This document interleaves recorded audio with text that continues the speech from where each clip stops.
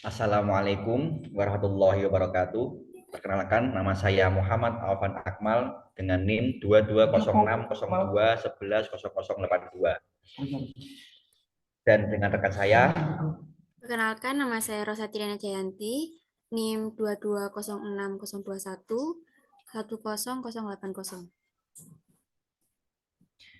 Pada kesempatan kali ini saya akan mempresentasikan tentang sistem politik dunia Islam masa Khulafaur Rasyidin, Bani Umayyah dan Bani Abbasiyah tahap kedua. Dan materi yang pertama akan disampaikan oleh Rosa Triana. Untuk tempat kami persilahkan. Pertama, agama Islam merupakan salah satu agama yang paling banyak penganutnya. Islam adalah agama yang diturunkan oleh Allah Subhanahu wa taala, kemudian Rasulullah SAW dengan perantara malaikat Jibril. Tujuan disebabkannya kepada seluruh umat agama Islam turun kali di Arab pada awal abad ke-7. Awal mula Islam datang, Arab adalah tempat orang kafir yang melakukan maksiat jauh dari kata berakhlak, dalam keadaan jahil, bodoh, sesat, musyrik, dan penuh dengan keterpurukan moral. Kemudian Islam datang sebagai penerang dari jalan kesesatan, petunjuk dari kebodohan yang mereka alami, berubah sesembahan yang berhala menuju kepada Allah Subhanahu wa taala. Dan setelah kepemimpinan Rasulullah SAW, kemudian dilanjutkan dengan kepemimpinan Khulafaur Rasyidin. Pada masa kepemimpinan Khulafaur Rasyidin, inilah Islam mulai memberi pengaruh kepada dunia. Karena para khulafah telah memperluas keluar daerah Arab. Setelah masa kepemimpinan berakhir, dilanjutkan dengan Daulah Bani Umayyah dan Abbasiyah. Pada masa Khulafaur Rasyidin, sistem politik Islam pada Nabi Muhammad dijalankan dengan pemerintahan yang berpedoman pada prinsip dan norma-norma ajaran agama. Pasca meninggalnya Rasulullah, umat Islam dipimpin oleh Khulafaur Rasyidin. Khulafaur Rasyidin adalah 4 sahabat Rasulullah yang menjadi pemimpin setelah mendapatkan petunjuk Khulafaur Rasyidin, menjadi pengganti Rasulullah dengan menjadi kepala pemerintahan dan mengatur semua sistem politik kenegaraan. Masa pemerintahan Khulafaur Rasyidin terbagi pada 4 khilafah atau kepemimpinan antara lain Khalifah Abu Bakar, Khalifah Umar bin Khattab, Khalifah Utsman bin Affan, dan Khalifah Ali bin Abi Thalib. Pada kepemimpinan Khalifah Abu Bakar As-Siddiq, beliau menerapkan sistem pemerintahan yang dilakukan, yakni pertama, memerangi nabi-nabi palsu, kedua, memerangi kaum-kaum yang ingkar zakat, tiga, memerangi kaum murtad yang dinamakan perang ridho, empat, melakukan kepeluasan keluar dengan mengutus Utsman bin Zaid, Usamah bin Zaid bin Harithah, dan memerangi Ghazani. Abu Bakar adalah orang yang bijak dalam memimpin. Hal ini dibuktikan dengan ketika memerangi Ghazani. Sebelum Usamah berangkat berperang, beliau berpesan kepada Usamah agar selama berperang, tentara Islam memperlakukan orang-orang dengan baik, tidak membunuh anak kecil, wanita, orang tua, dan tidak boleh menghancurkan tempat ibadah mereka. Dan selanjutnya akan dijelaskan oleh rekan saya, Aufan. Oke. Khalifah Umar bin Khattab. Umar bin Khattab memimpin selama 10 tahun menjadi khalifah kedua pengganti Abu Bakar. Memiliki nama asli Umar bin Khattab bin Nufail bin Abdul Uzza bin Riyah bin Abdullah bin Qurt bin Roza bin Ati bin Ka'ab bin Lu'ay al-Qurashi al-Aduli. Masa kepemimpinan Umar bin Khattab, umat Islam telah meluaskan kekuasaannya sampai daerah Jazirah Arab, Palestina, Syam, juga sebagian wilayah Persia dan Mesir. Umar tidak hanya menguasai ilmu peperangan dengan bukti banyaknya daerah baru yang menjadi kekuasaan umat Islam saat itu. Umar juga lihai dalam masalah pengembangan pemerintah dalam negeri. Selain itu, Umar juga mampu membuat daerah kekuasaannya terorganisir dengan baik. Umar juga adil dalam sistem pembangunan, yakni keadilan sudah mulai teratur dan rapi dengan ditunjuknya dan disebarnya hakim dan qad serta menggajinya sehingga kemakmuran rakyatnya meningkat. Yang kedua, mendirikan Departemen Keamanan, dan yang ketiga, menetapkan tahun Hijriah.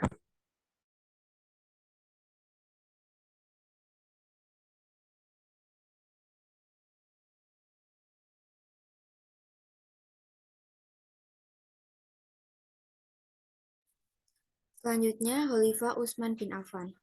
Utsman bin Affan memimpin selama 12 tahun. Pada masa pemerintahan Utsman bin Affan, banyak wilayah yang mampu dikuasai oleh pemerintahan Islam.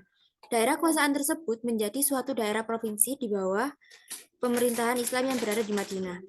Pada masa pemerintahan politik dalam negeri terdapat beberapa bagian yaitu wazir atau muawin. Wazir adalah pembantu yakni yang membantu dalam sistem pemerintahan khilafah dalam menjalankan bidang administrasi. Kedua, pemerintahan daerah atau gubernur. Pemerintahan daerah sebelumnya telah diangkat oleh Khalifah Umar bin Khattab, sehingga Umar bin Khattab menjalankannya. Utsman bin Affan memerintah gubernur untuk memimpin kembali selama 1 tahun. Yang ketiga adalah hukum. Bidang hukum di bawah kepemimpinan Utsman bin Affan membawa kejayaan Islam. Kemajuan militer pada masa pemerintahannya mampu menjaga daerah kuasaannya. Yang keempat, Majelis Syuro. Majelis Syuro adalah orang-orang yang menjadi penasehat sebagai bahan pertimbangan khalifah. Majelis Syuro pada masa tersebut yakni Dewan Penasehat, Dewan Penasehat Umum, dan Dewan Penasehat Tinggi dan Umum. Yang keempat adalah Khalifah Ali bin Abi Thalib. Ali bin Abi Thalib memimpin selama 5 tahun. Nama asli yakni Ali bin Abi Thalib bin Abdul Muthalib bin Hashim bin Abdi Manaf bin Qusay bin Kilab bin Murrah bin Ka'ab bin Luwai al-Quraisy al-Hashimi dan memiliki julukan Abu al-Hasan. Pemerintahan Ali bin Abi Thalib berbeda dengan pemerintahan Utsman bin Affan. Pemerintahan Ali bin Abi Thalib tidak hanya berfokus pada perluasan wilayah, tetapi pada pembenahan dan peredahan konflik dalam negeri. Ali bin Abi Thalib juga mengganti beberapa pemimpin yang kurang cakap. Gubernur baru yang diangkat pada masa kepemimpinan Ali bin Abi Thalib yakni Sahil bin Hanif sebagai gubernur Syria. Kedua, Utsman bin Hanif sebagai gubernur Basra. Ketiga, Qais bin Sa'ad sebagai gubernur Mesir. 4. Umroh bin Syihab sebagai gubernur Kufah. Yang kelima, Ubaidillah bin Abbas sebagai gubernur Yaman. Ali bin Abi Thalib membenahi keuangan negara. Beliau menyita harta para pemimpin yang diperoleh secara tidak benar. Harta tersebut kemudian disimpan oleh Baitul Mal. Masa pemerintahan Ali bin Abi Thalib saat itu, wilayah Islam telah sampai ke India. Huruf hijaiyah belum dilengkapi dengan tanda baca seperti kasroh, fathah, dhamma, dan syaddah. Hal itu menyebabkan banyaknya kesalahan bacaan teks daerah-daerah yang jauh dari Arab. Untuk menghindari kesalahan pembacaan Al-Quran, dikembangkannya pokok-pokok ilmu nahwu atau tata bahasa Arab. Selanjutnya akan dijelaskan oleh Aufan.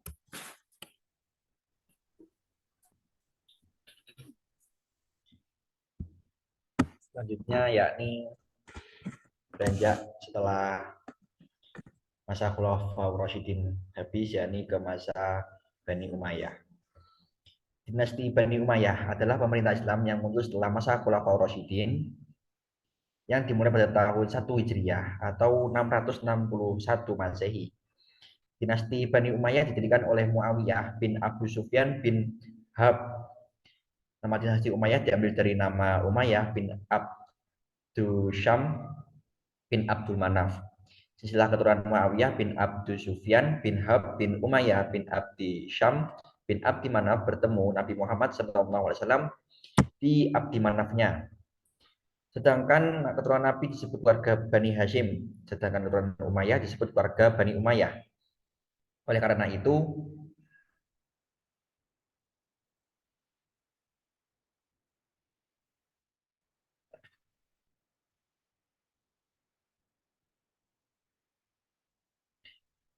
itu, Muawiyah dinyatakan sebagai pembangun atau tokoh utama dinasti Bani Umayyah. Muawiyah selain sebagai pendiri dan khalifah pertama Bani Umayyah, Muawiyah ini dianggap sebagai pembangun dinasti. Dan beberapa sejarawan memandangnya secara negatif karena berhasil membangun legitimasi dalam perang saudara Siffin. Namun, Muawiyah mengumpulkan ciri-ciri penguasa, politikus, dan administrator. Kesuksesan Muawiyah mendirikan dinasti Bani Umayyah bukan hanya kesenangan diplomasi dalam perang Siffin dan terbunuhnya Ali bin Abi Thalib, Tetapi Muawiyah memiliki pondasi rasional yang kokoh sejak awal untuk bangunan ke depan.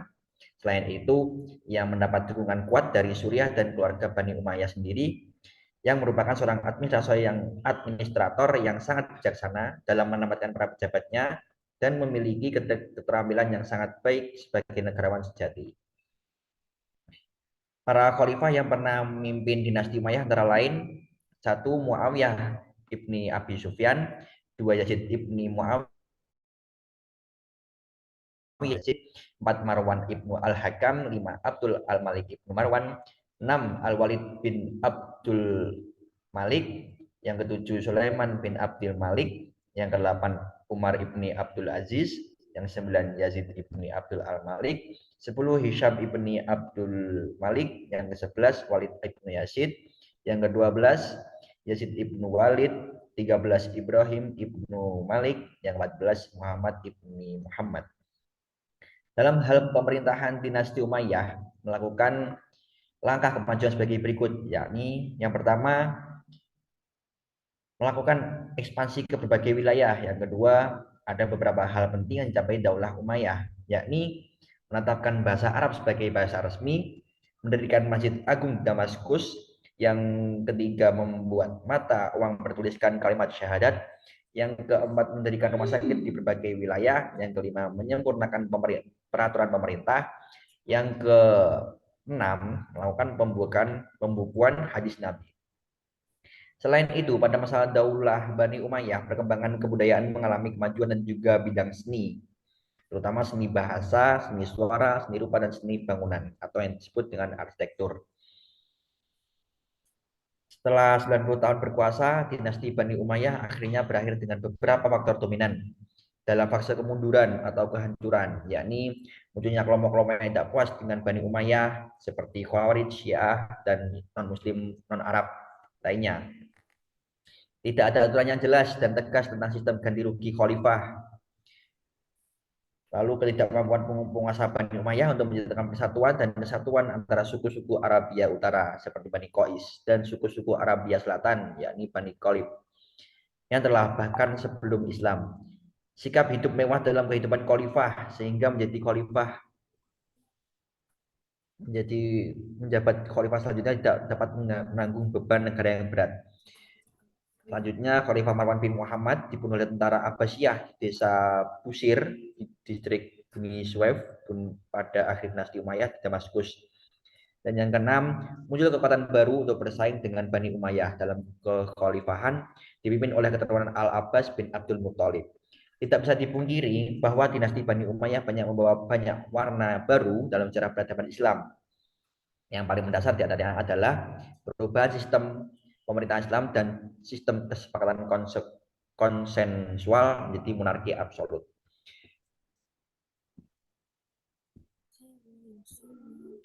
Selanjutnya, masa Abbasiyah akan diterangkan oleh Mbak Rosa. Dinasti Abbasiyah merupakan dinasti yang paling lama berkuasa selama 5 abad atau sekitar 500 tahun. Terhitung sebanyak 37 pemimpin yang telah menduduki tahta khalifah atau raja para khalifah yang pernah berkuasa antara lain 1.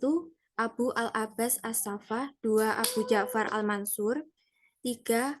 Abu Abdullah Muhammad al-Mahdi, 4. Abu Musa al-Hadi, 5. Abu Ja'far Harun al-Rashid, 6. Abu Musa Muhammad al-Amin, 7. Abu Ja'far Abdullah al-Ma'mun, 8. Abu Ishaq Muhammad al-Mu'tasim, 9. Abu Ja'far Harun al-Watsik, 10. Abu al-Fadil Ja'far al-Mutawakil, 11. Abu Ja'far Muhammad al-Muntasir, 12. Abu al-Abbas Ahmad al-Mustain, 13. Abu Abdullah Muhammad al-Muntas, 14. Abu Ishaq Muhammad al-Muhtadi, 15. Abu al-Abbas Ahmad al-Mutamid, 16. Abu al-Abbas Ahmad al-Mutadid, 17. Abu Muhammad Ali al-Muhtafi, dan masih banyak lagi sampai 37 khalifah. Dinasti Abbasiyah dapat dikatakan sebagai kerajaan Islam yang unik dalam historitasnya. Di samping periode sesinya yang panjang juga menghasilkan berbagai kebudayaan yang mencuat dalam ekor dunia. Sistem pemerintahan dinasti Abbasiyah dibangun oleh Khalifah Abu al-Abbas dan Abu Ja'far al-Mansur, yang kemasannya tercapai pada masa pemerintahan Khalifah Harun ar-Rasyid dan putranya Al-Ma'mun.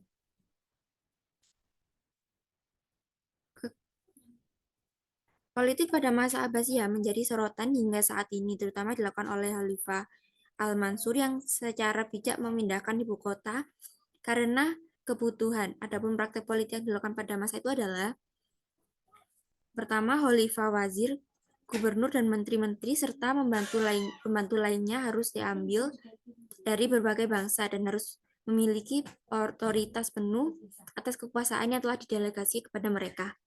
Kedua, ibu kota harus menjadi pusat berbagai kegiatan politik, sosial, dan kebudayaan serta pusat kajian ilmuwan. Yang ketiga, kebebasan berpikir diakui sepenuhnya, artinya setiap orang berhak memilih dan bersuara untuk kemajuan bangsa di segala bidang. Keempat, para menteri dari bangsa Persia memiliki kekuasaan untuk membina masyarakat. Mode konstitusional dinasti Abbasiyah yang diterapkan adalah pemimpin harus selalu berasal dari Arab. Selain itu, kota Baghdad sebagai ibu kota negara menjelma menjadi pusat kegiatan ketatanegaraan yang mengatur segala urusan kenegaraan. Ilmu pengetahuan diprioritaskan karena memang sesuatu yang sangat berharga. Kebebasan berpendapat dan komunikasi, gagasan dibuka, dan menteri negara keturunan Persia diberi wewenang untuk memimpin pemerintahan. Bersamaan dengan itu terjadi perubahan yang sangat penting dalam sistem sosial, antara lain munculnya kelompok Mawali yang menduduki posisi penting dalam pemerintahan. Di dalam pemerintahan dinasti Abbasiyah memiliki bangsa yang berbeda. Generasi baru munculnya budaya karena perkawinan berbagai bangsa, munculnya budaya baru. Berbagai hasil pertukaran ide dan budaya masing-masing bangsa mengenai sebab yang mendorong kemajuan pendidikan di antaranya adalah kekayaan harta yang banyak, kecintaan para khalifah terhadap ilmu pengetahuan, besarnya semangat umat Islam terhadap ilmu pengetahuan, keadaan masyarakat yang menekankan pentingnya ilmu yang bermanfaat dalam perencanaannya, pendidikan, penataan kota-kota, integrasi pengetahuan dari berbagai komunitas yang ada. Baghdad lebih berkembang dari Damaskus dan kelancaran hubungan kerjasama dengan banyak negara dunia. Dari ketujuh aspek di atas, tampaknya yang pertama, kedua, dan ketiga yang paling menentukan, sedangkan yang lainnya hanyalah pendukung. Namun, hal-hal ini terhubung dan berpengaruh.